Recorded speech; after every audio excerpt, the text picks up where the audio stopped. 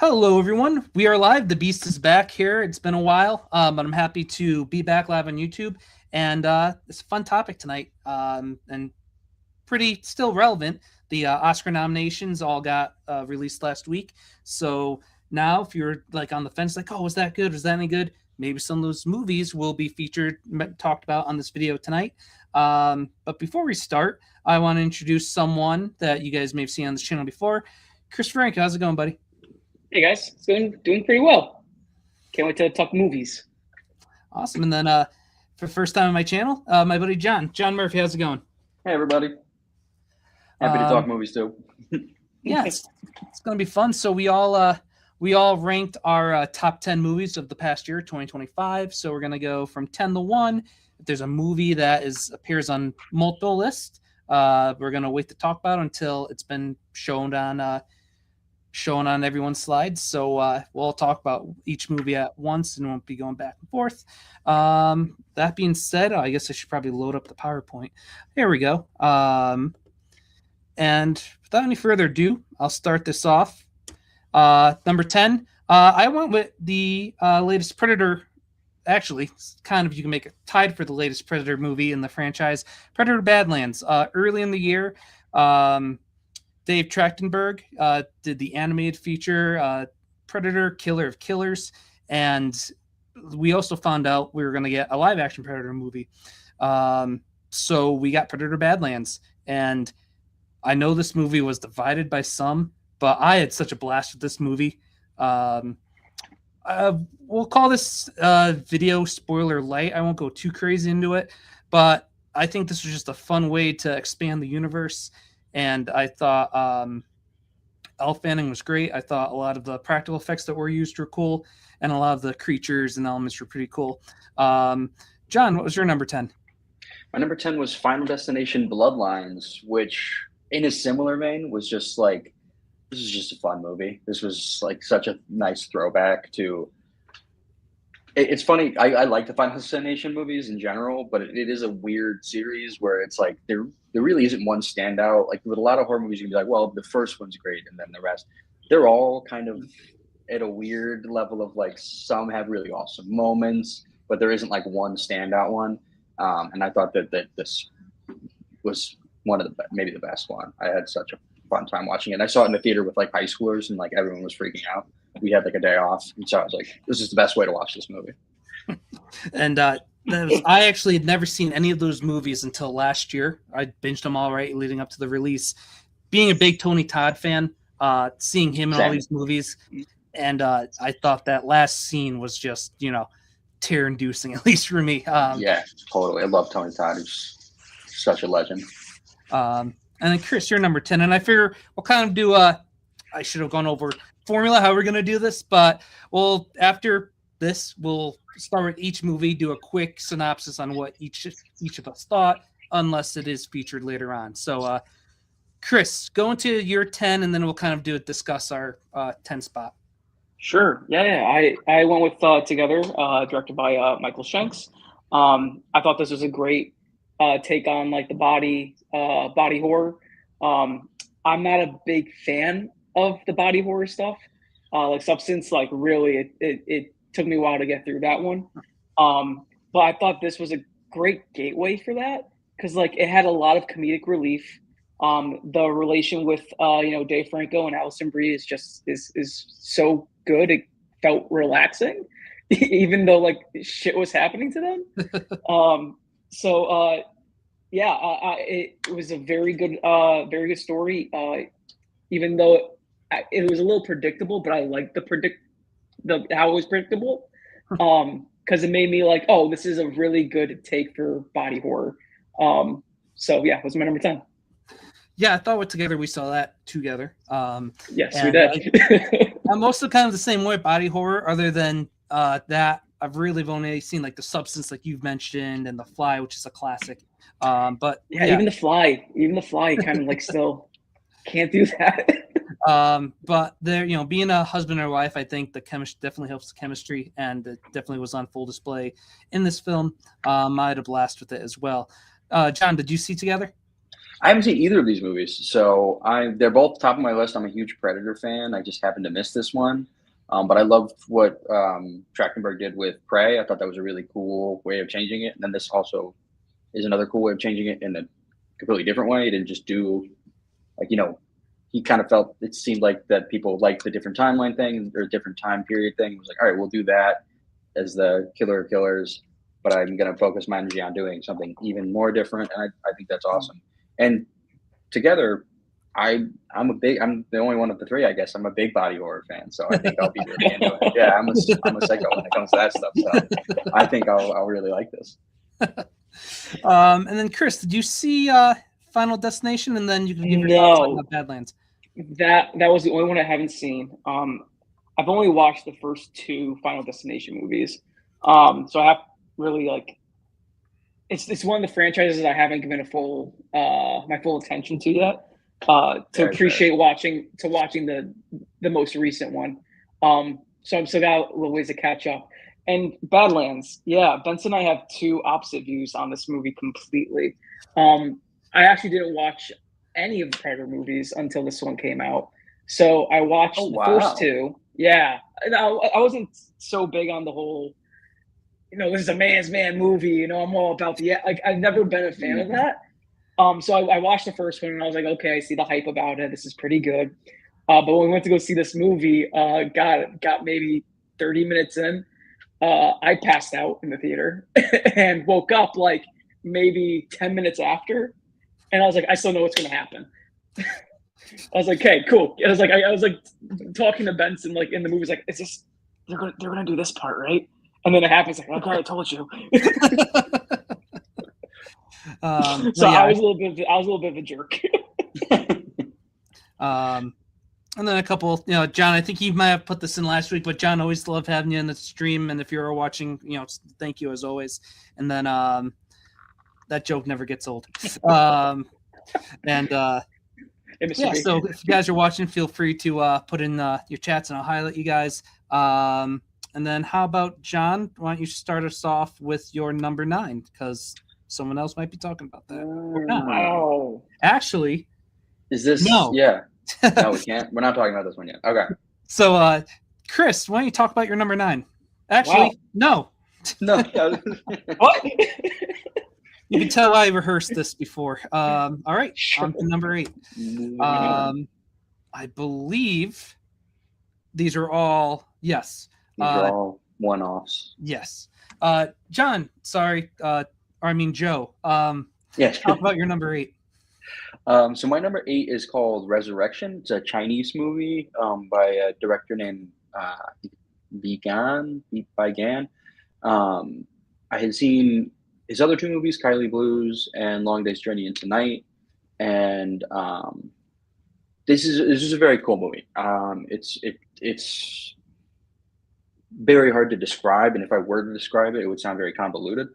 But it's not, because it's like once you get into it, you're like, all right, this does none of the like trappings of this like matter. It's all about just like vibes, and so it's about.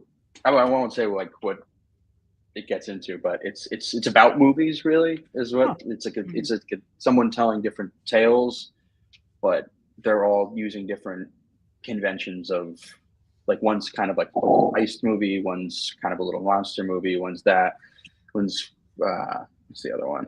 I forget. But they use like silent film techniques all the way through to like Soderbergh type movie techniques. It's really cool movie.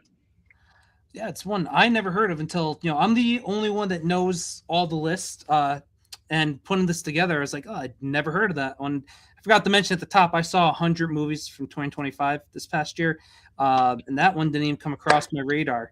Thank you, guys. Thank you. Well, I'm glad I found one that you hadn't seen. So the fun thing about this list is movies we didn't get to catch for all of us. To put on. Since it's January, kind of a slow time, so it gives us the opportunity to check out some things as well. Chris, have you heard about this one? No, and I was actually just going to admire the poster real quick, because like that is super eerie, and because it almost reminded me of like the poster for Barbarians, where just like the woman was kind of standing still, had just the full red background, but like the texture of the letters are like kind of crawling off the page. But this looks like, just from the distance, like everything's kind of melting, like with the statue and or the bust. Yeah. So that's a really cool poster for the movie. Yeah. And what's the band? M83. I don't know if you guys know that band. They did all the music for Midnight it. City. Midnight City, exactly. Yeah, did all the music for it, and it's a really cool score. Wow. So I'd recommend checking it out if you can find it. They did the. I'm gonna search it later. They did the score also for When a Monster Calls. Was that the one at Liam Neeson when he plays that imaginary the with maybe an imaginary friend to the little child and the Daisy Johnson, Dakota Johnson. Was it Dakota Johnson? The one who was Rogue One, her. Felicity Jones. So they did the soundtrack for that, which I like too. So I'm more reason to check this one out. And it's still in theaters too, so they're not streaming it yet. Gotcha. Cool. Chris, you're number 8.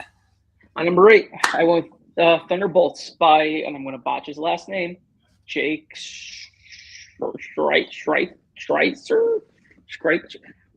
Too many S's, too many R's. I was in a very lull in the Marvel Cinematic Universe for a while, and I kept telling Benson, like, hey, I needed something to watch. Like, give me some superhero movie, like, or do you recommend any of the new Marvel films? And he always recommends Back to Thunderbolts. And I had a blast with it. It kind of gave me the Marvel hope again. So loved everything about it. I loved every single actor in this film, Sebastian Stan to David Harbour and Florence Pugh. I love Sentry as the character, even when he was just Bob. I mean, it's your classic kind of Marvel movie of, so it was really great, and it was very enjoyable. John, did you see Thunderbolts? No, I've been in the same place with the Marvel movies, so I haven't checked one out in a while. And but this is the one that I'm gonna try again, because I've heard nothing but good things about it. So, spoiler: there's no MCU on my list for the first time in a couple years. This was my favorite MCU project from last year. The other one I was very disappointed and let down by, that came out last year. Chris did a good job hitting all the points. Seeing these characters, going back to classic Marvel, introduce these characters elsewhere, bring them back together. People remember them and love seeing them interact with other people they've been introduced to. So seeing them on screen all for the first time together, chemistry was great. Bill Pullman was great as the Sentry, Bob, the Void, which looked really cool if you're familiar with the comics or you're not. I thought they did one of the coolest visual effects the MCU's done in a while, was the Void. This was, I think, a fun little like hit for the MCU last year, and allegedly we'll be seeing them again this winter. Or I should say December 2026. For me, my number 8 was Dangerous Animals. It was a Shudder film that did get a theatrical run when it came out, and it stars Jai Courtney. And everyone says, well, whenever there's a shark movie out, even if it's not good, it's like the greatest shark movie since Jaws. So you kind of get bored of seeing that. The only one I really thought hits well is The Shallows with Blake Lively. I won't talk much about her at this video. But Dangerous Animals, I thought this was really fun because it didn't just throw people in the water and there's sharks. Jai Courtney, who's had an up and down career, really was into this role, and he was a blast to watch. He plays a serial killer who runs like a Shark Tank boat company business, but he lures people in and machines and whatnot, ends up using sharks as more a weapon. Like Jason has the machete, Freddy has his claws. Jai Courtney's character uses sharks. So I thought it was a neat take on it. He like gets lost in a role in a good way, similar to how someone else just gets lost in a villain role, and that's a movie all 3 of us will be talking about. So if you like shark movies, if you want a new take on a shark movie, I thought this one was pretty fun. Chris, did you see Dangerous Animals by any chance? Nope, still on the list. You don't know how far behind I am for 2025. Like when Benson messaged me to like we're gonna do this video, I was like, oh crap, did I even watch that many any movies this year? I don't think I have enough to do on this because life is just been so busy, and like try to find the time to like just go see a movie has been ridiculous. So no, it's still on my list. So yeah. I have not seen this either. This was not on my radar until I saw this list. We were off Shudder, now we're back on Shudder, so I'm definitely gonna check this one out. Sounds fun. Awesome. A lot of good stuff on Shudder too from last year and the past couple years, and it's gonna have a pretty good year this year. So I was about to say, like, Shudder's been not missing the last few years. Like when with like what was it? The Penny, the puppet one with Jenny Penn, Rule of Jenny Penn. Like that was a good one. Then a late night with the devil 2 years ago. That was like awesome, fantastic. And A Violent Nature was a fun. And A Violent Nature. I didn't see that one. So yeah, that was so cool. Yeah, might be like a top 3 favorite streamer right now for me. If you were to ask me, that could be a whole nother video. But wait, wasn't the one A Good Boy? Wasn't that a Shudder movie? Oh, was that a Shudder movie? And that just got won an Oscar, didn't it? Or got nominated. Yeah. That's good. I heard all but good things. Nothing but good things. But all the good boys and dogs and animal, like I don't know. I don't know what happens, but I'm afraid to what could happen. But I've heard the movies very well, and that is also, like you said, a Shudder movie. So this was a fun slide. Movies that don't appear anywhere else on the slides on the show. So it's fun talking about each of these. And let's see, our number 7. I can skip this round. But Chris, why don't you talk about your number 7 first? Yeah, this is from a conversation we had earlier. This is one of the straight to streamings that I really enjoyed, Nona's, only because it wasn't like an exact replication of what my childhood was like, but it really made me feel like home. Just the whole idea of just being around your family's cooking.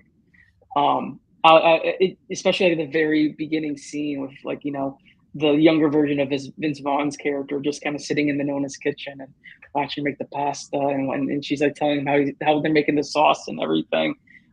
This was just a really good feel good movie, and it's about a real place in upstate New York. That there's a restaurant where they hire Nonas that do all the cooking. And it was just a really, really lovely movie. Like, it made me laugh. It made me cry. I loved every single person in the film, from Vince Vaughn to Susan Sarandon. One thing that it did really good was it gave a really good backstory for every single Nona. So you knew what was happening in their lives around the time of them trying to get this restaurant going. On top of watching Vince Vaughn's character struggle through just trying to get up and right, because he was just lost his mother, and he doesn't know what to do with his life because he doesn't like the job he's working.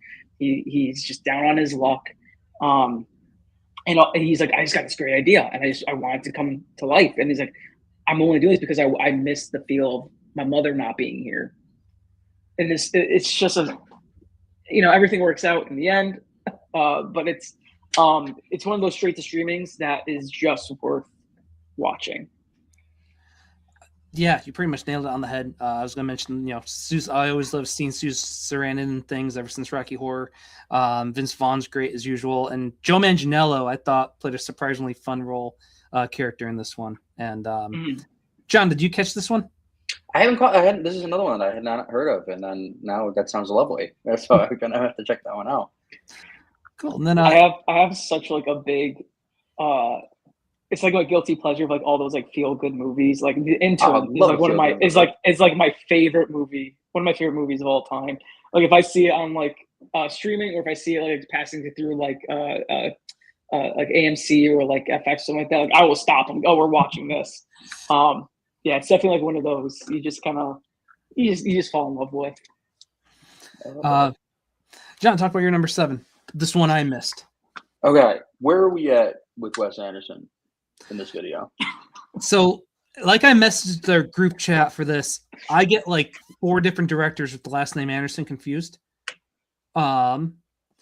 So he's the one, but I think looking at Chris's comments in that, he did Mr. Fox too, right? Yep.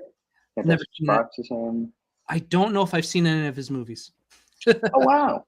Okay. And Chris, any thoughts? I'll be quite honest. My screen froze for hot sec, so I missed like half your conversation. Sorry. Yeah. So just with Wes Anderson, I know a lot of people don't like where he's at in his career. Yeah, I have like a solid love hate for him. Only because a lot of the things I've seen of him of late have been pretty much the same. Like my favorite movie of his was Will Forever Be His Clamations of Fantastic Mr. Fox. Like I think that's his best one. I really loved a lot of the straight to streaming stuff that he did on Netflix, like the whole short stories. Henry Sugar. Yes. It was that with Benedict Cumberbatch, Ben Kingsley. Talk about Ralph. I can never pronounce his last name, from Bone Temple. Oh, Ray Fiennes. Aaron Fiennes, yeah. Like I love that, but like the other claymations that he did is like, so like it's it even a couple, like 1 or 2 of the shorts that he did were like also so like I have a love hate, so I was very iffy going into this one.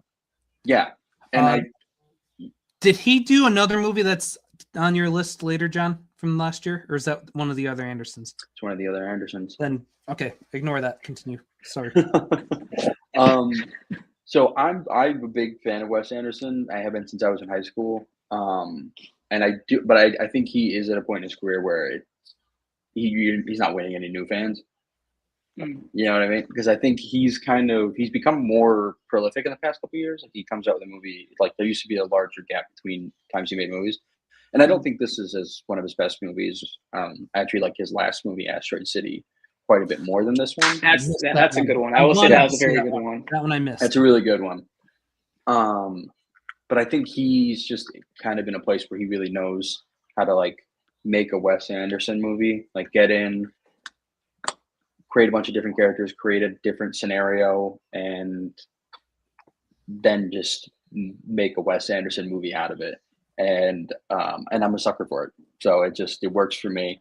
I love all of the meticulous, sets and shots that are so, symmetrical, and everybody's speaking in very deadpan, sentences, and and everybody's kind of melancholy but funny. It all just works for me. So I'm just in the bag for it. This one I liked it a lot. It's got all those wonderful things in it. Michael Cera is fantastic in this one. He was his first Wes Anderson movie, and he fits in perfectly. And Benicio del Toro is just like one of the greats. Just like anytime I can see him on screen, I'm happy. So him being the lead of a movie is like perfect. Yep, I'm there. I was just telling Benson, like I just watched his 2005 Wolfman movie. I'm sorry, 2010. He was really good in it. He is really good. Yeah. And I was like, dude, you got to watch this one, because I think this is a better Wolfman adaptation to like the original Universal monster film than the last one that came out. Oh yeah. Chris, I told you that. Sorry, kind of had to. Well, we're spoiling it. That was his number 1 on the list.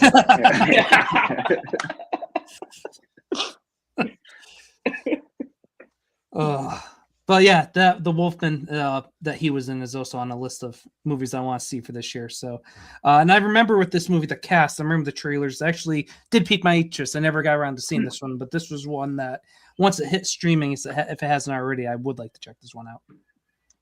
Definitely worth it. Looks pretty. Yep. Everybody's funny in it. Cool. Let's go on to number 6. And can we all talk about? Yes. Let's talk about Begonia. Chris, I'll let you start it off because it's your slide, your number. Sure. Yeah. I mean, I was really shocked you guys didn't put this one higher. Because this is one that I did see recently. And I loved it so much. I had to kind of put it up there on the list. I loved that it was kind of playing on the idea of, okay, is it true or is it not true? And I just like, it kind of left me on edge. I think like, oh my God, is it like, I believe what they're saying, but I also don't. I also believe what Emma Stone's character is saying. Like, are they real? Are aliens here? Like, is this what it is? And I love the thriller aspect of it. There was a lot of like, kind of like just that demented, almost serial killer-esque mindset to those characters.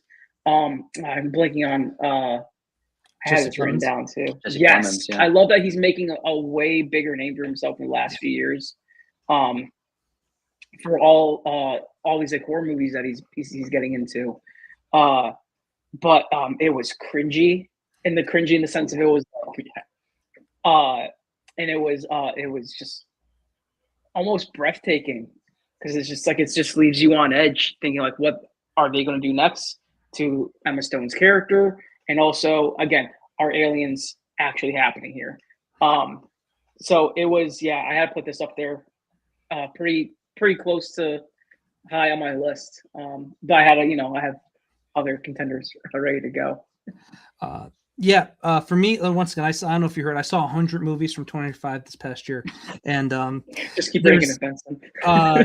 there was a lot of good movies, and I had to choose 10% of that list for this, which is never easy for anything. So, Begonia, I had to put it in. I had it at 9. To echo what you said, Jesse Plemons, Emma Stone, who I'm always a big fan of hers. Funny enough, though, I didn't see the prior movie that this director did. Yorgos Lanthimos. I forget his Yorgos Lanthimos, yeah. Lanthimos. Then he did that, and I also didn't see Pretty Things. So this is the first film I've seen of his, and I know Emma Stone's really? been in his. Yeah. There's some good ones. Pretty Things still on my to watch list too, because I never got to that one from a couple years ago. So I was happy when I saw this was streaming on Peacock, and those two were great. I loved, like Chris said, is it real? Is it not real? We won't spoil it here, but they did a really good job, creating that tension and the mysteriousness, the eeriness. It almost also felt like a movie, a long episode of a Twilight Zone episode. I had just that cool, just like, what is going on? So yeah, I was a really big fan of this one. And John, you also had it at number 9. Yeah, I probably should have had it higher when we're talking about it. I'm a big fan of Yorgos Lanthimos. I've been, I think, The Lobster and Killing of a Sacred Deer, those came out when we were in college, and I remember seeing those and being like, all right, this guy's going to be a guy. And then I've watched everything he's come out with since. And so, so I was really looking forward to this movie. And everything you guys said, everybody's great in it. It's got that kind of, like we're saying, like, is it real, is it not real vibe, but it's also like very like apt to how people behave now, everybody's conspiratorial, but also insane things do happen. So it's like, it's wrestling with that, and it's got Stavros Halkias in it, so love to see him in a movie. And then John, why don't you go into your number 6? Weapons. Another just what a fun movie. Like, I don't want to go into spoilers, but I feel like everybody knows now that a certain character that appears later in the movie, we'll say. And I feel like that character that could have been disappointing, that reveal. But the movie and the performance just get you right on board with it immediately. You're like, okay, well, now I get to watch this, so it's cool. And it's a great ending. One of my favorite endings of the year. Chris, I forgot. Did you check? You did check Weapons Out, right? I did check Weapons Out, and this was pretty close to being in my top 10.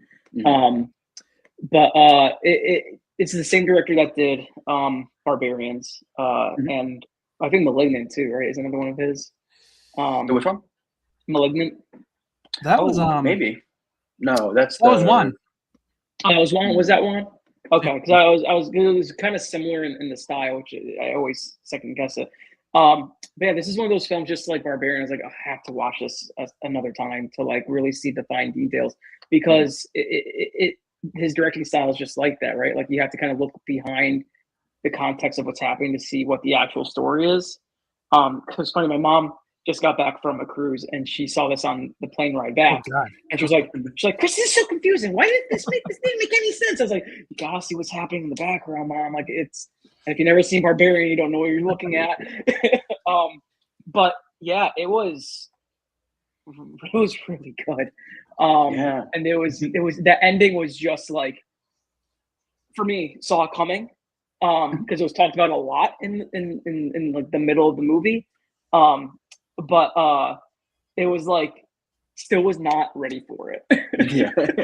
I was just like, oh, I'm like, oh, this is happening. Oh, this is oh, this is really oh my, oh, this is really going for it. Yeah. Okay, this is all right. For me, this is where I'm slightly on the other side of the coin as you guys, but not really. So I didn't care for Barbarians. I was like the one person who didn't like that one. I'm still 50% on it. Like it's I have to probably watch it a third time to really give it a good. The thing with Barbarian was I went in knowing nothing. Same at all. So yeah. that first like so yeah, I do so see like, my cap to that. Yeah. Yeah, so that was just one of as an in-theater experience, just like being like, what kind of movie am I watching? Where is this going? I think that's my problem, is I didn't see that in theaters. I saw it right to, because it came right COVID, quick, right? So with this one, first of all, I thought the marketing was great. The concept's great, and they didn't give away too much in the marketing, which is awesome. Just the concept of that, whatever, in 2 something or 3 something middle of the night, all these kids leave except for one out of this middle school class, and they're doing the that pose, and creepy, cool. The image of them running away is so creepy. Yeah, hooked me, almost like class, like what got me into seeing Longlegs. Just good viral marketing. I'm all for. And you know what? The first probably 2/3 of this movie, so I lasted longer than Barbarian. But I thought Julia Gardner, I think she redeems herself from the Wolfman. That wasn't her fault. But I thought movie-wise, this was better than that. I liked her performance. I thought Josh Brolin was amazing in it. And the reports were that it was originally going to be Pedro Pascal, but he was probably busy doing the other 100 movies he did from last year. So I thought Brolin's character was awesome. And there's light spoiler, but he has the dream. I won't go into the dream, but he wakes up and he's just like, what the F? Like, but he didn't say F. So I like audibly laughed very loud. And it was like, I was the only one in the theater that laughed that loud. But that was great. I love how he has the Pulp Fiction Tarantino-esque storytelling in this one. I thought that did work well. Where it loses me are the next 2 characters that get their own segment. For me, it was just like, I guess they are important to the film, but at the end there, that's where I kind of lost. I was like, okay, get back to Brolin, or get back to Gardner, get back to that character John, alluded to once we saw her. So the ending, listen, it's also the ending. I get it. I get why people like it. For me, I thought tonally it was too much of a shift, but that's just me. I'm weird. I totally get why people enjoyed it. The effects were awesome. It's a nice homage to prior, horror movies of yesteryears. That's where I felt. And once again, it's a very well-made movie. He is a very talented director, and he doesn't play it, by the book a lot in a good way. Like he's once again always throwing curveballs at you, and like makes you think the movie's going one way, and then he zags when you think it's going to zig. So I'm excited to see his Resident Evil movie this year. Me too. And that being said, I'm also being skipped for number 6. So before we get to the halfway point, shout out just a couple people. Jill, thanks for tuning in. Hey. Nanas, yes, that's like Chris said, just a good feel-good movie. I think we need more of those, and especially at the comfort of our own home on Netflix. And then John, no worries. I'll always appreciate the support. And guys, continue to chime in with your movies as we go along. Number 5. All right, I think we can talk about all of these. I forget who's first. So, I think it's your go, Benson. Sure. So, Frankenstein, Guillermo del Toro's Frankenstein. My favorite type of horror movie, subgenre, monsters, especially Universal monsters. And I thought this movie was phenomenal across the board. From directing to cinematography to the acting. Oscar Isaac, it was great to see him as Dr. Frankenstein. Jacob Elordi as the monster was, I thought, great. He said that they made him look like the monster, and he played the part very, very well. Oh God, Mia Goth. I always love seeing her in genre films. She does a crazy job, and she always gets into her character. This one, compared to the past one, she's a little bit more tamed in a way, but plays the love interest to a certain character in this movie, I thought, very well. And her chemistry with Jacob Elordi's monster, I thought, was also very, very good. I wish I got to see it in theaters. This was a Netflix movie, but got a small theatrical run. Wasn't able to catch it in theaters. Do you guys check out Frankenstein, John? Yeah. I'm kind of split on this. I really liked the Elordi sections, and I was not so hot on the Oscar Isaac Dr. Frankenstein sections of it. I don't know, just something about it didn't quite work. And I love Oscar Isaac as an actor, but his performance of Dr. Frankenstein just didn't connect with me.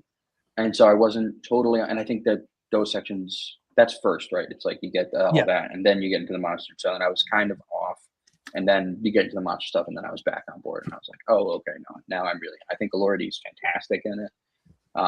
And you can tell that's the stuff that Guillermo del Toro really gets into, is the monsters, obviously. So I think he really crushed it there. Love the scene with the blind man too, because that's an iconic thing from. I've never read Mary Shelley's, but just from watching the original Bride of Frankenstein, loved that sequence of that movie. So I loved how they did it. It's probably more accurate to the Shelley novel. It is. Yeah, I have read the Shelley novel, and that section is a lot more. He's living, for a while in their like walls, in the barn, hiding from them, and as he is in the book. Awesome. And Chris, I forgot. Did you check out Frankenstein? I did. This was almost on the list as well. And I agree with John. Like I'm very 50-50 on it. Because I agree. I think he didn't put enough effort into the Victor Frankenstein stuff. Because as soon as the monsters came in, like it was phenomenal. But I also think it's because with Victor's portion of the movie, there was a lot of stuff that we've already seen done on screen.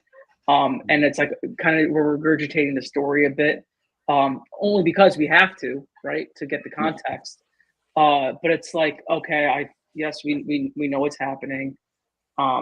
So it to me, that felt like it dragged. And I almost like lost complete interest in it until we got back into the monster and his whole story. And I love the relationship between him and Maya Goth. Though I will say this wasn't my favorite performance of Maya Goth's. I think her over the topness, I guess is the way of describe her acting. To me, it didn't flow well. I honestly felt like she was still stuck in her Maxine phase, and it was just very tough to see, at least for me, like get her out of that image of the whole ex-Pearl thing. I mean, the story was still great. The movie was still phenomenal. But I couldn't put it on my list because there was just too many X factors that I couldn't consider to put like there was more. It was just too much of a unweighted balance for me to put it on the Yeah. list. Fair. Yeah, it definitely has like higher highs than something like Final Yeah. Destination, but Sure. Yeah, that was a more consistent line for me. I Fair will enough. say like I really love the opening of or actually it was the end mixture of both of like with the monster chasing after the boat in the beginning. Like, Oh yeah, through both the sides ice. looks amazing. And then him just pulling that thing out afterwards. I was like, oh, that's cool. Yeah. Yeah, and I will say why it's not. I had so many great things to say about why it's only 5. The runtime, I think you did feel it a little bit. I thought you probably could have trimmed a little bit. Made it maybe just under 3 hours or maybe closer to 2.5. Dude, yeah, like Victor's stuff was mostly like a 45 minutes. Yeah, I'm like that Which is didn't fair, yeah. that didn't have to happen. So let's go into John, yours. This is one we can all talk about because I did see it. It was earlier on Chris's list. So John starts off with Wake Up Dead Man. I loved Wake Up Dead Man. I love mysteries and these kinds of stories anyway. I like Ryan Johnson a lot. I've enjoyed the other 2 Knives Out movies. And this might be my favorite. The first one is definitely funnier, but I really, really vibed with this one. Great cast. Daniel Craig just having a ball as Benoit Blanc. Love to see it. Love to hear him doing that voice. Love Josh O'Connor. I've become a big Josh O'Connor fan in the past couple of years. I think he's great. And I went to Catholic school, and I'm not Catholic anymore. So all of that kind of wrestling between the two, I'm like, I guess you guys. I'm both of you. Yeah. Nice.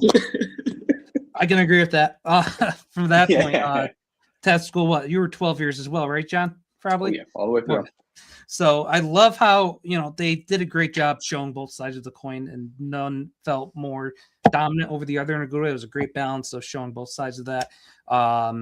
Yeah, it's tough. Like the first one is very good, and I love seeing Chris Evans not play Captain America for the first time and truly be just a douche. So it was like I thought he played that character very well. But this one I think may have been like the better story, and granted the cast too, as good as that first, and as every movie's had a great cast, but I think how this cast played off each other. Mila Kunis as a detective, who would have thought, she would have, done a really solid job in that role. And I thought she never felt like I was watching Meg or one of her, comedies or anything. So she was great. Brolin, once again, he had a busy year.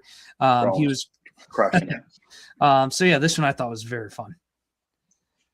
Yeah, I could agree. I think this is one of the better because I had this lower on my list because it had a lot of, I think it's like closest to the only other like quote unquote comedy that I had on this list. But there was another one I had higher. Yeah, this one definitely had the better story. Had a killer cast. Going back to like Josh Brolin, like he killed it. Being that crazy psycho pastor. There was nothing I can't say that was bad about this film other than I had to put something higher above this in my ranking.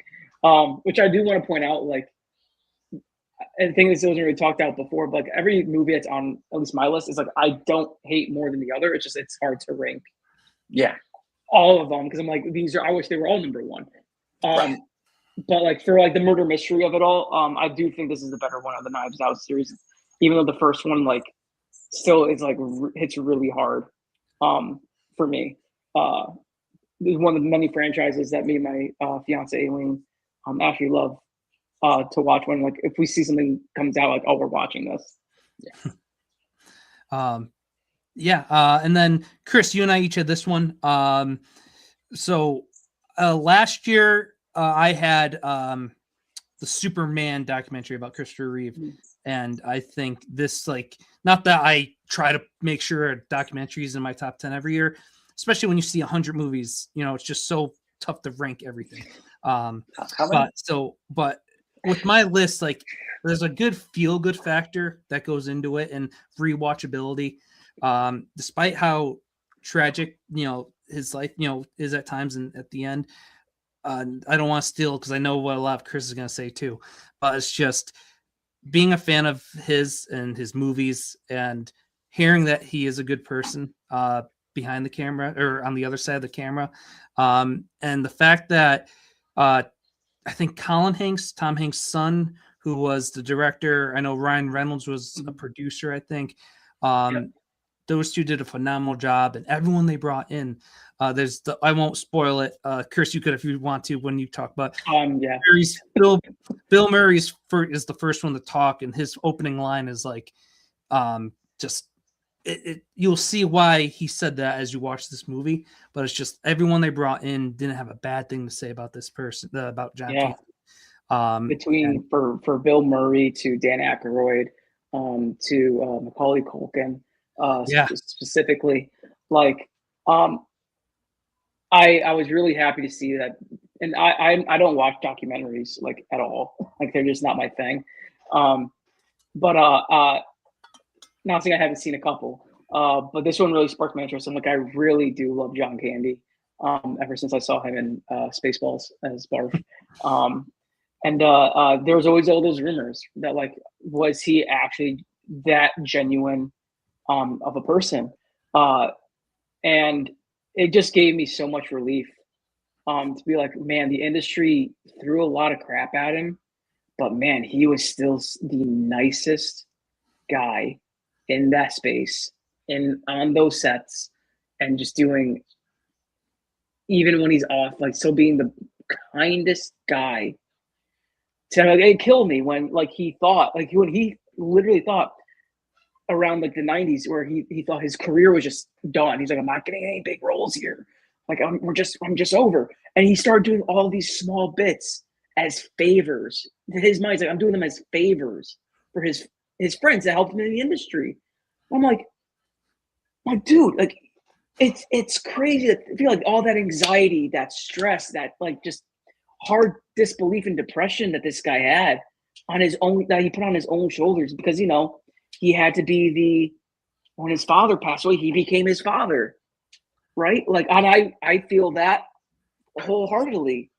And it's just like knowing that he did not fully break his spirit. It just made me so happy. And like the amount he stood up for Macaulay Culkin during Uncle Buck. Just that wholeheartedness of like asking him, hey, because Macaulay Culkin is his dad, like, hey, are you okay? Like, do we need to talk about something? Like, he knew right away, and everyone knew that about John Candy, which was in remarkable. God, I could go on for hours about this. I really can, but I'm gonna stop myself there, saying that it is a really good story of his to be told. So if you haven't gotten a chance to watch it, then you should. Yeah, even how they even start to go into what he was the CCTV stuff, which is great. So you get like Eugene Levy's thoughts about him too, and a lot of the other cast members of that. So that was great to see. Catherine O'Hara too. Yeah, and I didn't know he owned the Canadian Football League team, so to hear about everything he did with that. Well, yeah, because he thought that he was losing. He thought he lost everything at that point. So he was like, "Oh, I'm going to do myself and be charitable to all the Canadian football teams. I'm going to put sponsors for like every football team I possibly can," because he thought he was losing money. He thought his whole career was ending. And I'm like, dude, what? Like, you're breaking my heart, man. John, did you catch this one? This was an Amazon Prime. I haven't got this one yet. Yeah, I haven't got. I love John Candy, so yeah, it's great to hear that it's a good portrait of him. Awesome. So going on to number 4, John, we're gonna skip you on your 4 for now. Chris, I want to talk about your movie next because it didn't make my list, but we're gonna have a spot for honorable mentions. This one would have been if you didn't have it on yours. So, Chris, start off talking about this one. Oh my God. Yes, the best comedy remake of the year. Like I was so skeptical about going into this, but like my buddy Dan called me up one day and he's like, "Dude, like Naked Gun is out. We gotta go. We gotta go see it." And I'm like, "Okay, we'll go." And we were the loudest ones in the entire theater. I didn't care. Like I'm pretty sure I heard a Benson behind me going, "Shut up!" And I was like, and I just kept laughing. But they played it so serious, and I love that they did that because you have to for a movie like this. Like if you don't play it serious, it's not going to be funny. So with like, Oh God, we lost Chris. dude, like every single entryway where he just like walks into the frame and he's like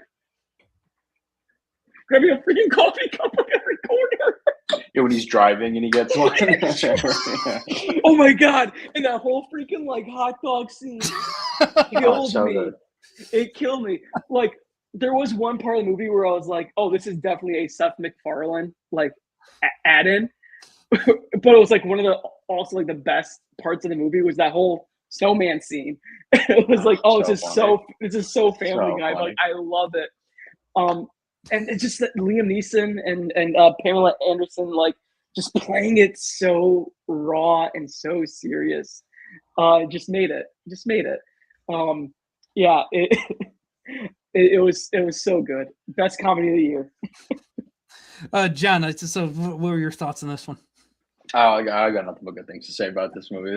They didn't make my 10, but I watched this streaming alone, and I was laughing so loud like the entire time. And usually, you know, when you watch a comedy by yourself, you might get a couple like exhales, like, but like I was dying. Like it is so funny. They did such a good job with it. I watched it on the flight back from my honeymoon, and I like almost similar. Like, so I have earbuds in. I'm on a plane, and it's just my now wife was, "Are you okay?" I'm like, I was crying during this movie too. I was skeptical about it going into it, but I don't think anyone else could have done what Liam Neeson did. You need a guy who's known for those action movies, but can do what he displayed in this movie. And I don't know how many action stars could do what he did. And just Paul Walter Hauser, who was also a busy man last year in film. Yes. I loved his supporting role. There's a cameo in there that completely lost me at the very end, which I was like, this is awesome. So it's like, yeah, this was a year that like I don't think I had any straight comedies on my top 10 because I saw 100 movies, guys. So I don't think I had any of the straightforward comedies, but this was a very good year for comedies. I think I'd agree with Chris. This was the funniest, but we'll get into some honorable mentions later, but I thought people say comedies are dead. I thought this was like a promising year for comedies. So good. And then my number 4 is a Oscar nominated movie, which is a fun surprise for Best Picture. I'm not an F1 guy, but I do love Brad Pitt. Hard to find a bad performance, maybe a bad movie, maybe, but not many bad performances from him. Saw this in Dolby at the AMC, so felt like I was in a race car the whole time. And it's the same director, blank on his name, that did Top Gun Maverick. So I think he's just become that guy who arguably has brought the summer blockbuster that's not a franchise movie back. And it's just a fun event movie and to have a good time during the whole way through. Javier Bardem, I thought was also great in this. I'm blanking on the young actor's name who played his teammate, who they kind of had the inner movie. Damson Idris. I think so. Yeah. He's getting now he's into that era. Now he's like, oh, he should be the next blank. He's after this movie. Now he's getting talked to. He should be playing X character, so he does a good job. It's just a feel good movie. You could call it predictable or have you, but just a fun time. Even if you don't catch it in Dolby, it's just not even if you don't know anything about F1. It's just such a good time, and I definitely recommend this one. John, did you catch this one? I just watched this one the other day. Yeah, I watched it when we were snowed in this weekend. Yeah, I had a blast with it. I thought it was a lot of fun. Um, yeah, it just just a lot of fun. Chris? No, no idea what it was. No idea it existed. It is an Apple Yeah. TV original, so that was through them. Yeah, yeah. And- It's just like I was never a big fan of the Top Gun movies, and I What? saw. Yeah, I haven't yeah, seen I'm Top not- Gun Maverick. Like What? I saw Yeah. 5 minutes of Maverick, and I'm like, not for me. Turned it off. Yeah, So I'm I not. haven't seen Maverick. Wow. Anywho, well, Sorry, I have no credibility to lose. So it's you're getting full honesty here. but I thought it was fun.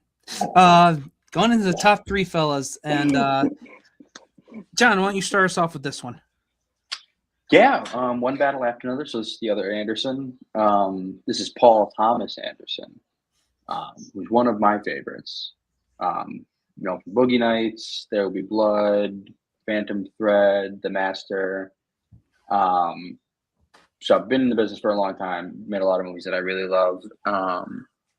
This one is loosely based on a book called Vineland, which I've read, but very different. Yeah, just another movie where I think everybody's just operating at a pretty high level. Like all the performances are pretty great. The movie looks pretty great. It's catapulting forward the entire time. And again, just like vibe wise, it's a movie that like feels like the insanity of today without being necessarily specific about it. But it is just like yeah, everything's crazy, and so it's like that's the kind of the vibe of the movie, and that's kind of the driving force of it. Yeah, I was surprised. I will say I was surprised it wasn't my number one, because usually that's my BTA is my guy, but surprisingly there was two movies that I liked even more than this one this year. Chris, did you catch this one yet? No, I have not. It's still on the Some list. great needle drops too. Yes. Mm. Yes. So everything you said, John, I probably agree with. So this is just a fact of it's just not my type of movie. But that being aside, very well directed, cinematography is great, very well acted. This is also another Oscar nominated best film, along with a bunch of other nominations. Like another movie that's on the screen, we'll talk very close soon. It's an action packed adrenaline the whole time. And it's just, I don't want to say there's no story, but I think there was just something that just wasn't what I look for. Something I'm going to watch over and over again. Like I said, that's a factor into my top 10. But I can't take away. There's hard, other than my biased opinion, non-biased. It's tough to say anything bad about this movie because it is very well made. Once Totally fair, man. And I I was lucky; I got to see this projected on film. So the first time I saw it was in Panavision. So it was really cool. Very cool. Yeah, it was a very cool way to see it. Now I guess we could get to this later. But John, what do you think for its chances for best film? Do you think do you buy the stock that you think is this your pick? This is my pick. One, because it seems like it's getting pretty. It seems like the favorite, like like a lot of the talk I've heard is that, and I just think he's never won anything. Paul Thomas Anderson, he's never won an Oscar, and so I think it's a question of that, of like There Will Be Blood didn't get it, Boogie Nights didn't get it, Magnolia didn't get it, so I do think it's kind of a legacy win. Now, kind of speaking of that was DiCaprio's thing for Best Actor for the longest time until The Revenant. Do you think because he did finally get the Revenant, do you think that hurts his chances for Best Actor, or could that go to a movie you're going to be talking about also very soon? It's hard to say. They don't the movie. There's a movie coming up that I want to talk about, but that has a younger actor in the lead, and they usually don't go that young on handing out the trophy. So I don't know, but I don't know if they'll give DiCaprio a second one or not. It's hard to say. Could go either way. I think it's between those two, though. The phone call scene was great. I think that was my favorite so scene in good, the whole. yeah. And Benicio del Toro again, just knocking it out of the park. That Just he absolutely crushing it. I was just mad that his last scene was his last scene. I was like, that's Yeah. how we're gonna leave him. But like You got every a time good he's final on, line though. oh, that's just a few small little ones. Or Few small, yeah. Few small beers, man. You know how often I've used that since I've seen this. And then for my three, this was one I was shocked. They didn't even get any buzz or rumor for Oscar nominations for any of the best film or director, any of the cast. The Long Walk. This was, I thought, so much fun, and I actually to get even more stoked for this one. I've been reading more over the last couple of years, and I've tackled some Stephen King, and this was one I read. I wanted to read this before seeing the movie, and I'm so happy I did because I've never done that before.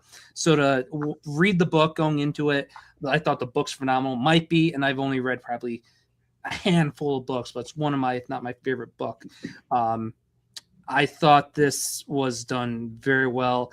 I believe it's the same director as The Hunger Games. So it's kind of a similar concept. And the acting, Philip Seymour Hoffman, can't remember the first name, but his son is one of the two Cooper leads. Hoffman. Yes, I thought he was great. I think he's got a bright future ahead of him.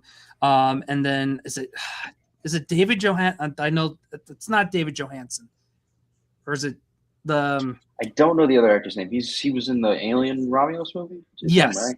yes. It's I think Johnson, or his last name I think is Johnson Johansson.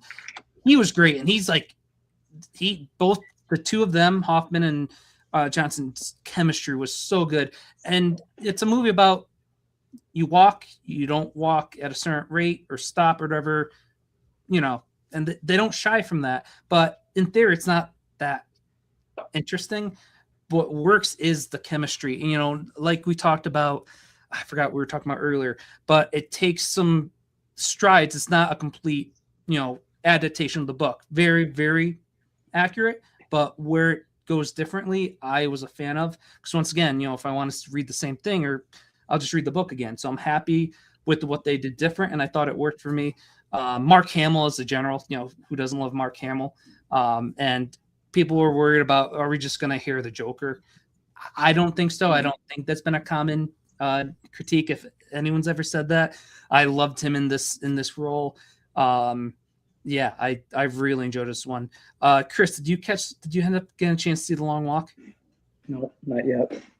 John, did you? Still on the list. No, it's high on my list. Most of the movies that I've missed on here, it's just like something else was out that weekend I also wanted to see or something. Mm-hmm. So I do remember specifically, I did really want to see this, but there was something else I wanted to see more. I don't remember what it was now, so maybe it wasn't that good. But yeah, no, this one's high on the list. Things to see.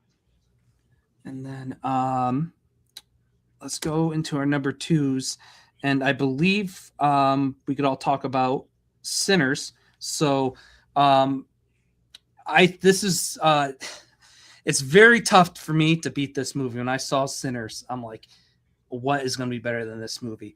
Or what am I going to enjoy more than this movie? I mentioned earlier, Universal Monsters. So a great take on vampires. Michael B. Jordan playing two completely different roles as twin brothers. And I never got confused with who was who. I thought he did a great job. Yeah. And it's just, but the thing is, what's great about it is, and obviously it's Ryan Coogler, and it's also another Best Film nominated for Best Film. It's just, it goes beyond the horror, it goes beyond vampires. It's the history, the time frame it goes into, how it incorporates music and religion, culture, and it's just, I think it's just a fantastic movie. This would be my pick for Best Picture. My biased opinion. But yeah, that's we've all seen this, so I don't want to take up too much from anyone else's steam. John, what are your thoughts on Sinners? Yeah, it's just awesome. It rocks.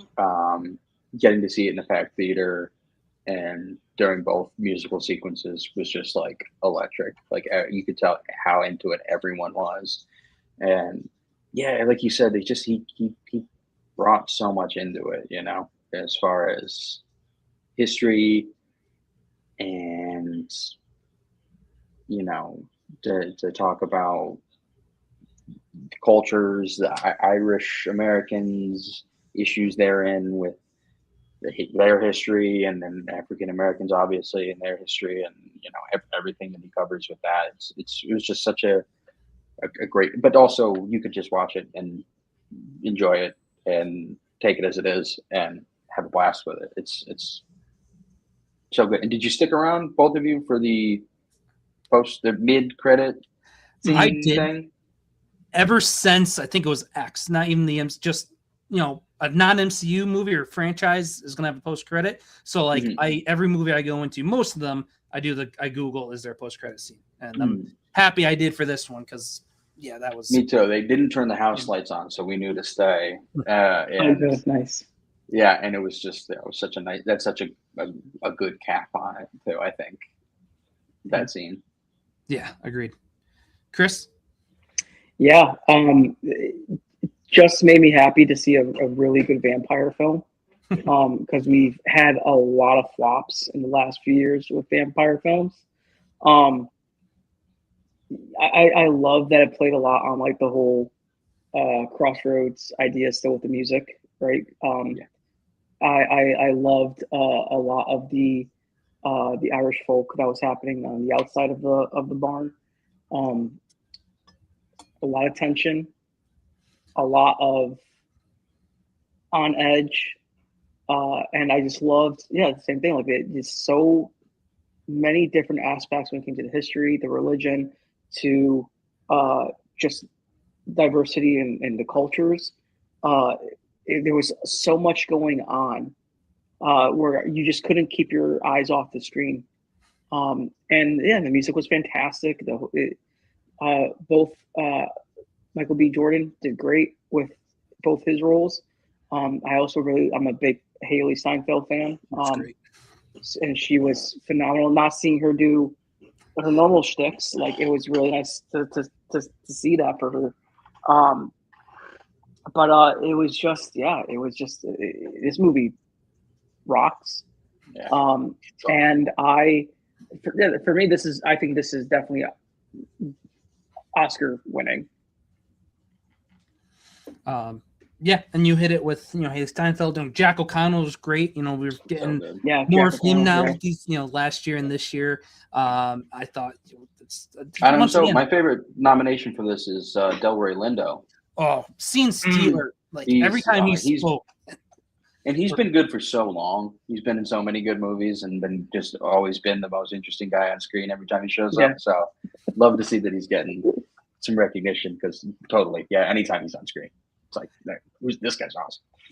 Yeah. And I probably won't be doing a best, favorite albums of the 2025 vid, but if, whoever the powers that be, who I run the judges, if they would have accepted it, I would have made a case for this soundtrack to be eligible, because it's all original music. It's pretty much the same combination of artists, musicians, singers, including I'm bad with names, I didn't prep that well, who plays the guitarist, the young actor who did a phenomenal Miles Matten. There's a C, right? Or it's Miles. Is it Miles Matten? I can look it up right now. But he was great, and he did. He was singing and playing too. So Miles Catton. That's it. Yep. So he was great. Chris, we're skipping yours this one. So John, a movie that the three of us did see. Lead us off with your number two. Yeah. So 28 years later, this was my number one for a long time. I love this movie. I was vibrating walking out of the theater watching this, because I was so, just everything about it works for me. It's the first half, totally intense zombie post-apocalyptic stuff, and then a hard left turn into a completely different kind of movie that I found very affecting. Brought me to tears. Everything about it worked. And just on a technical level, all of the iPhone cinematography I thought was so cool and interesting. Yeah. And like there's been a couple movies released that have been filmed on iPhone. Soderbergh's done some iPhone stuff, but this one I thought really was like, what can we do? Like we have iPhones that have really good cameras on them. What can we do with that and in a new way? And it was really cool, and the editing was so insane. And the intercuts with old films and everything, and you could dig into what the movie's about, like grief and loss, but also about England and isolationism and all that. And just across the board, just completely knocked me out. And Danny Boyle, I had not been on. I like Danny Boyle a lot, but his last couple of movies I've been kind of meh on. So when him coming back full steam on this one and being like, yeah, I'm almost 70, but I can still make something that is this out there and transgressive and different, like was just like, I was like, God, thank God. Yeah. Chris,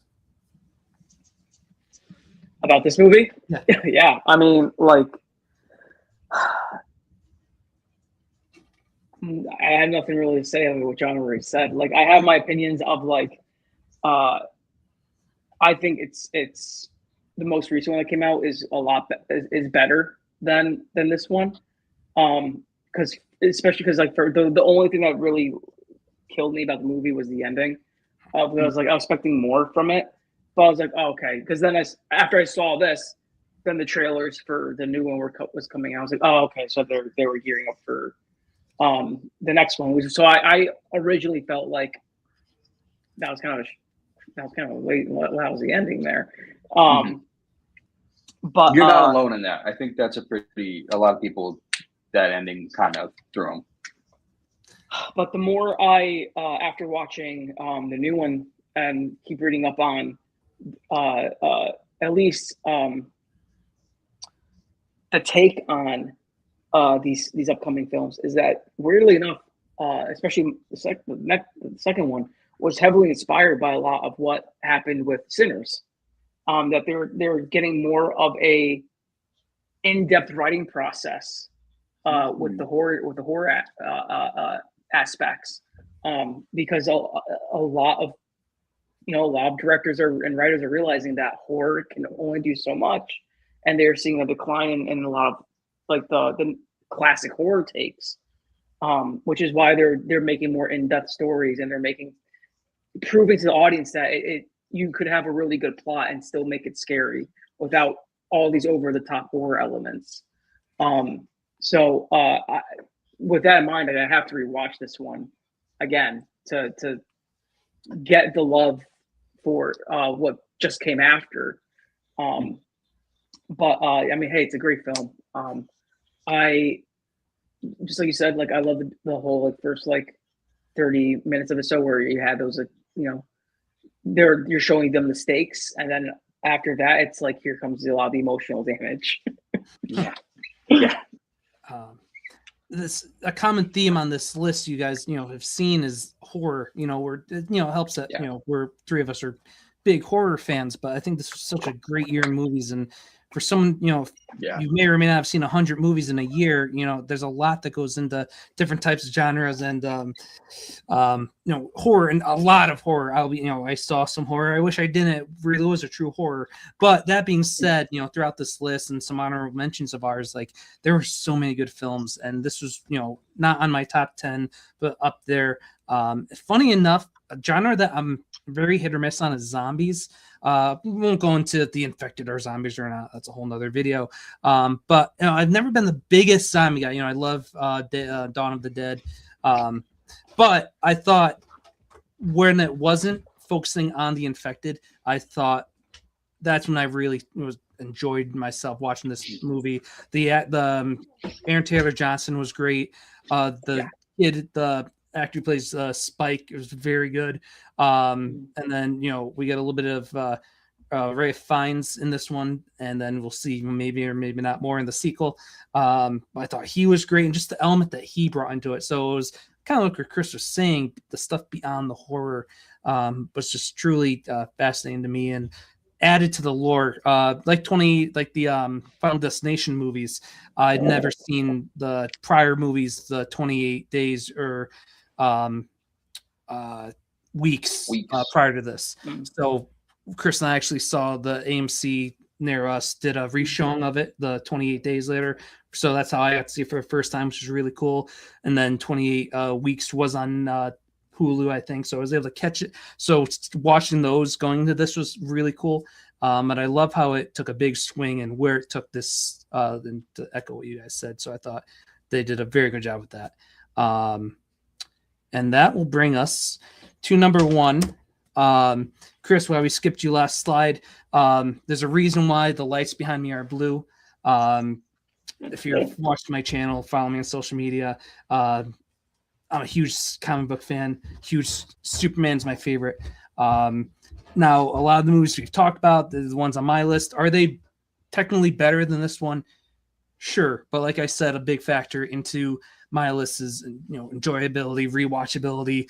This is the only movie I've seen twice from last year, 2025. It's just there was so much riding on this movie, and I know it still has people who weren't big fans of it, but there's a DC. We won't go into the DC universe right now, but there's a lot riding on this movie, and to cast someone who the masses weren't that familiar with as the titular character, Clark Kent Superman, and David Cornsweet, and pretty much other than like Nicholas Hoult, who did a phenomenal job as Lex, a lot of people we've never seen before. And just you talk about heart and emotion. I bought him. I'm all in for it. And I loved Cavill. There's really not many of the Superman I've not liked, but this performance by Cornsweet I thought was fantastic. The scene still gives me chills, and I still get a tear in my eye with the I wake up every morning. That speech is just gets me every time. I love the action, love the ensemble. An actor who I've loved in TV, Anthony Carrigan, as Metamorpho. I loved him in other things, so I thought he was great in that role. Blanking on Lois Lane, I thought she did a phenomenal job. Amy Adams was great, but this truly felt more like a comic accurate Superman or Lois Lane. I truly bought her and Clark's relationship. The interview scene, another great one. And I love how the trailers didn't give us the full scene of that, because there was a lot of good stuff in there. I know I could go on and on and on about this movie, but who knows what the future is now with who owns what and Netflix, and Warner Brothers, and how that's going to go down the line. But I'll always be able to go back to this movie, just like I can go back to Christopher Reeve's original or Man of Steel. I truly love this film. Chris, this was your number 2. So what are your thoughts on Superman? Yeah, I didn't think a dog would make me cry in the opposite direction. Where it just that was so full, like just full-heartedly, just a good film. It is what got me back into superhero movies, I would really say, because again, we've been so stuck with the whole Marvel thing for years now, and with DC's universe, it was just kind of just hit or miss, or it was just like don't even watch it vibe. So with Superman, it was a breath of fresh air, and it really kicked off my year into a good direction. Everything about it was just that, Mike, you've already mentioned, it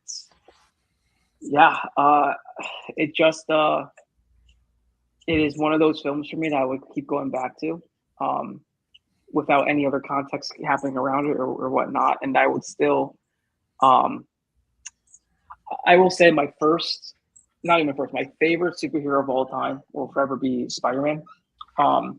And those are, I don't care who Spider-Man is, right? Tobey Maguire is a great Spider-Man. So is Andrew Garfield, and to me, so is Tom Holland. But it's the movies and the messages that keep me going back to rewatching them. Just everything that superhero stands for. So I say that because those movies make me cry, wholeheartedly. And it doesn't matter.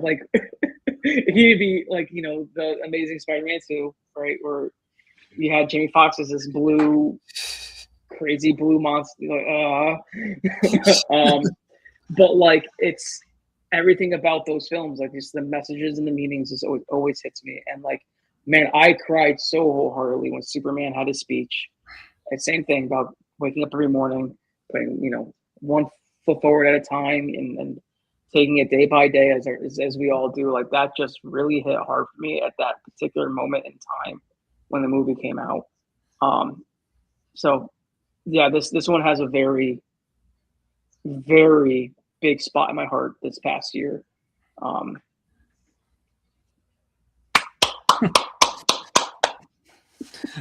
John, did you catch this one? I did catch this one. Yeah. It lost me a little with the length was my only, thing. But he's I thought he was fantastic as Superman. I thought the writing of him as Superman was exactly right, and loved the whole cast. And yeah, it's a lot of fun. I totally get where you guys are at with it. It's a good movie. And then John, talk about your number one. My number one is Marty Supreme. Story of Marty Mauser, a ping pong player living in the Lower East Side of Manhattan in the 1950s, who's trying to get the money up to go to, I don't even know what the term would be for the world finals for ping pong at the time. This is before ping pong was in the Olympics, and it's just I really loved it. It covers a lot of touches on a lot of different historical elements of the day, of the 1950s and post World War II America and Japan and Europe. And but it's also just I love a movie about a showman, a huckster, a guy who is just full of shit, but you like watching him. And so this was just exactly what this movie is. He just does not stop talking, maybe the entire movie, and he's just trying to sell everyone on everything he's saying. And is he a good dude? I don't know, but is he enjoyable to watch, and does it make it engaging? And I definitely think so. And I think Chalamet crushes it in this. I think this is a different sort of tone for him, because he's usually, he's always like, is this point been just kind of clean cut good guy? I mean, I guess Paul Atreides is kind of questionable, but in a different way. Whereas this one is just kind of like I said, he's selling you snake oil, but you like watching him. Yeah, this is one that it's one of those movies you guys mentioned that it's just I never got around when it came out. There are other things, and plus end of the year, a lot of things going around, happening. And this one, as soon as it hits streaming, I doubt I'll be able to catch it in theaters.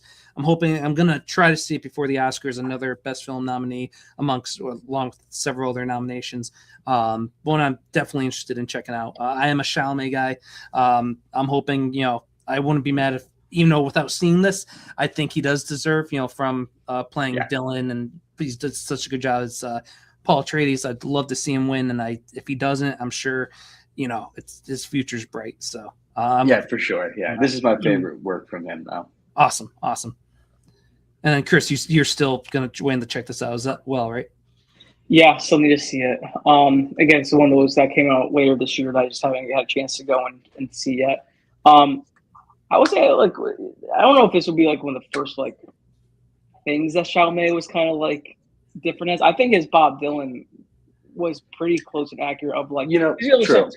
We have to remember that Dylan, yes, his messages were clear, but he wasn't the nicest guy in the world. No, he just wasn't. Get along with, for sure.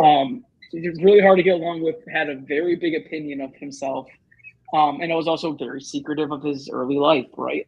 He was a little crawling around just to get what he wants. Even though what he wanted was correct. Even what he wanted was the truth, right? Right. And he wanted to speak the truth. So I think that probably could have helped. I think helped him lead to this role. but definitely, I'm a big Chalamet fan, and I like to see him do more roles like this. So I'm waiting to see this one because I know I'm not going to see it in theaters. So streaming is just waiting for that time to come. And Chris, to lead you into your number one, this was a good for if you're a Stephen King fan. It was a busy year. There was, I mentioned A Long Walk. There was The Monkey, The Running Man, and then Chris talked about your number one film. Yeah, Life of Chuck. It was a surprise to me because I wanted to know it was a Stephen King film. Or at least it was based off of one of his shorts, and I knew nothing about it until. So with me and Benson, we have a little group chat as our horror movie group chat with our buddy Chris Connolly, and I don't, especially in the last year, I try not to see. Speak of the devils, I try not to see trailers anymore. I really don't. I am a huge advocate. Like, let me just go in blind, and I want to see this. I will enjoy this just with no context. So this is one of those films where they're like, "Hey, we're going to see Life of Chuck. Anybody want to?" And then message like they want to come see it. And I was like, "Yeah, I'm free. Let's go do it." And blew me away. Brought me to tears. Made me laugh. Made me think. And it had that Stephen King little horror aspect in the end, which I was not expecting, honestly. And kind of in the beginning. And kind of in the beginning too. Yeah, kind of, but like it, even when what happened in the beginning, once the context came in of what was happening, because this is the whole point of spoilers be damned, because this is been out. It's been out for literally over a year. This is one of the first films that came out in 2025, and it's all about this guy, Chuck, and it starts off in has 3 acts, and it starts off in Act 3, where you're watching this whole, the world is ending. The world is ending, and people are scared, and people are rioting, and people are just they don't know what to do, and it revolves around two characters, Karen Gillians and I always botch his name. Chiwetel Ejiofor.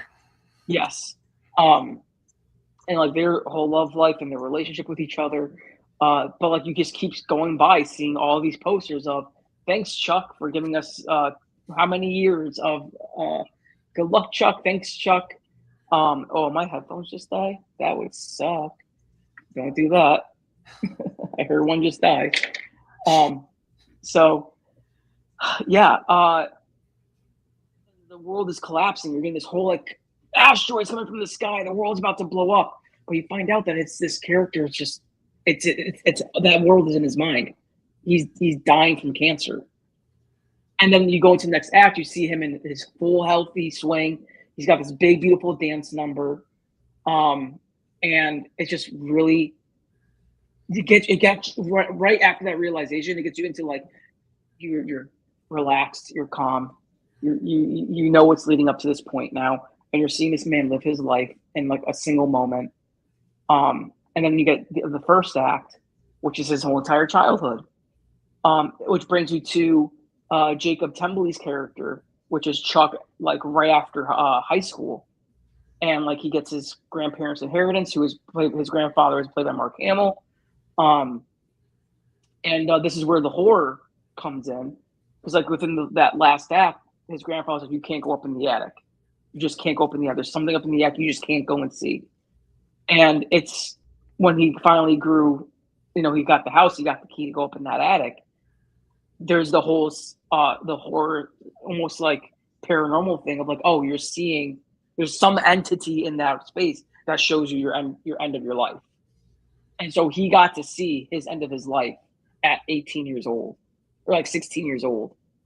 So like he knew what was happening, and he lived his life in a whole different aspect of it. And it was just like a bunch of ups and downs and lefts and rights. It was just like a whirlwind of emotions. That just, it started hard, brought you back down, and then the full realization of, oh, he already knew what was happening. and he lived his life the way that he can. And like he ends off with you thinking like, what would he still live that same life after? Number one. Great job going over that one, Chris. I want to say though, going back to like the beginning where it's like we've seen a lot of end of the world, apocalyptic, obviously some portrayed throughout the whole movie. This was just the first act of the movie, but it was probably my favorite take on it. Just seeing how people are coping with like, oh, there's a giant sinkhole in the middle of the road.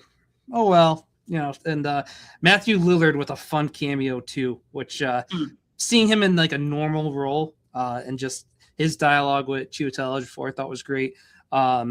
Yeah, that music scene. We talked about Sinners, and they had multiple great musical scenes. The dance scene, drum scene, the swing, if you will, scene, phenomenal. Choreographed, the music. Tom Hiddleston, phenomenal as the older Chuck. So yeah, this movie did a really good job hitting all the big elements. It was great to see Mark Hamill in that one, but two Stephen King adaptations, both completely different characters. Yeah, this was a good one. I didn't get a chance to read this before seeing it. I kind of do just want to see if there are differences, which I don't know if there are or not. John, did you catch Life of Chuck? I did not catch Life of Chuck, but I have read the short story. Awesome. So I'm in a different, but I will definitely check it out. Sure.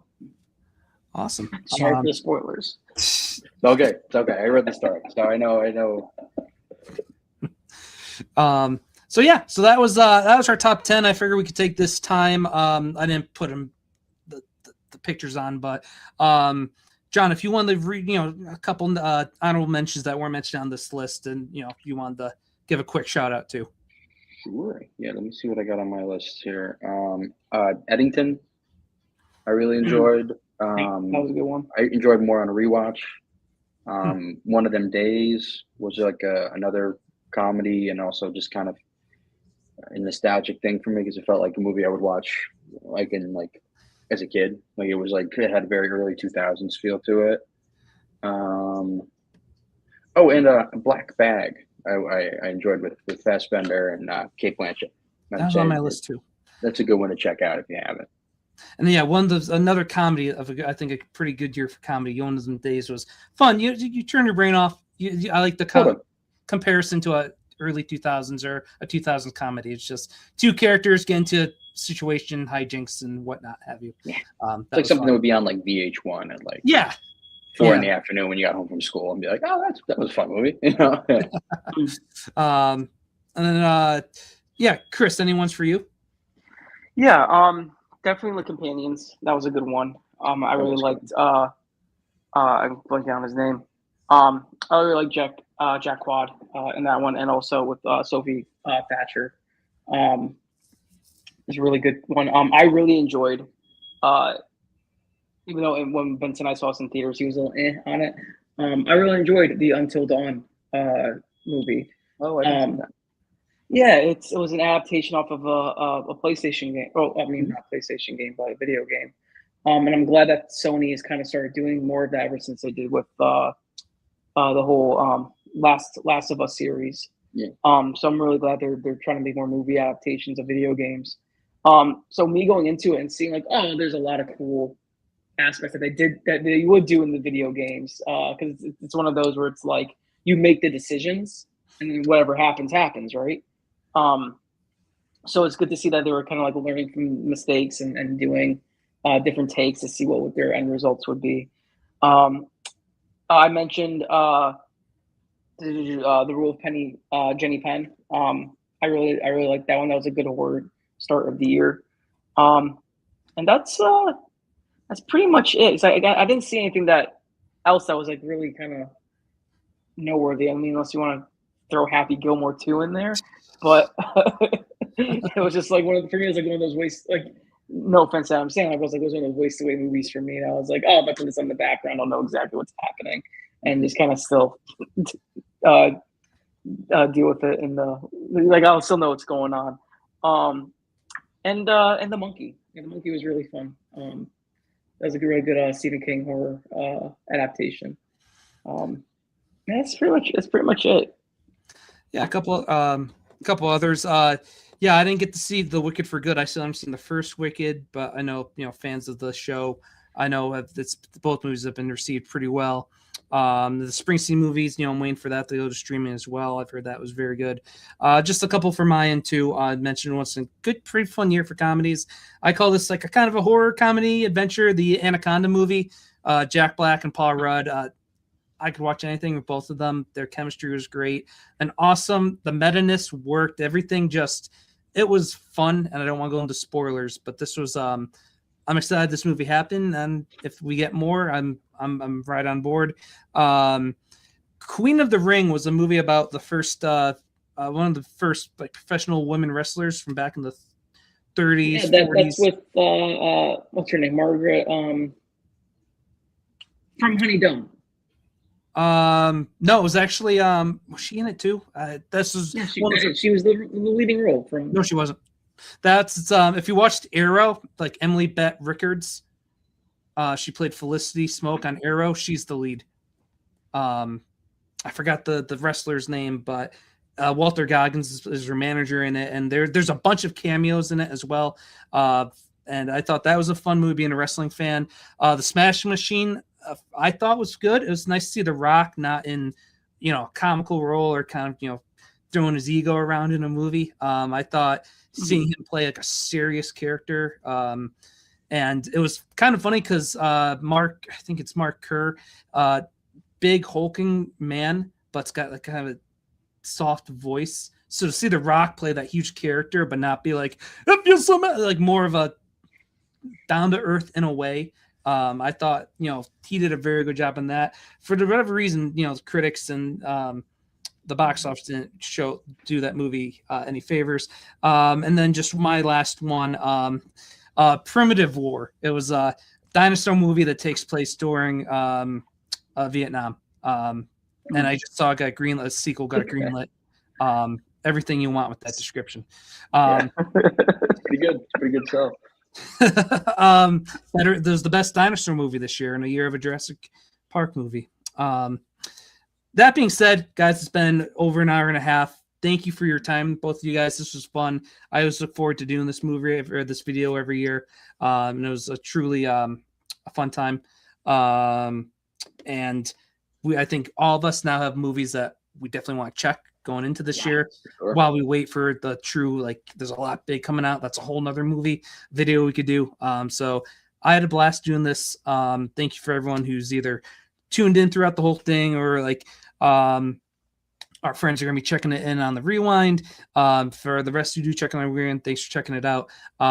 Before we sign off officially, Chris, anything you want to plug, say, whatever, the floor is yours. Plug?